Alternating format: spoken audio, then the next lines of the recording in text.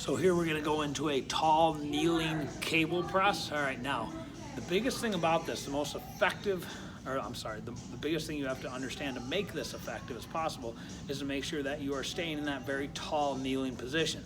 So the easiest way to keep yourself in a tall kneeling position while you have resistance trying to pull you the other way is squeeze your butt, okay? Because that's gonna engage that lower core, your hips are gonna stay in line, so keep those glutes squeezed as hard as possible. And we're gonna do an incline press on the bands. I'm gonna demonstrate in a sec.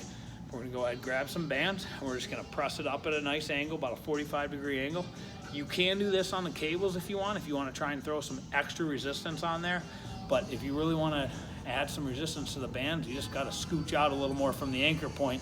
We'll be good to go. So let me go ahead and scooch back here.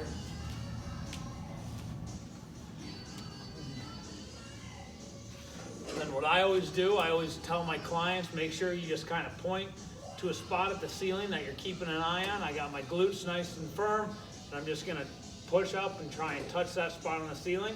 And then make sure you're controlling those bands on the way back, get that full stretch back, and go right back up. Make sure you're staying as consistent as possible every time you press up so that you're pressing at a relatively similar angle every time.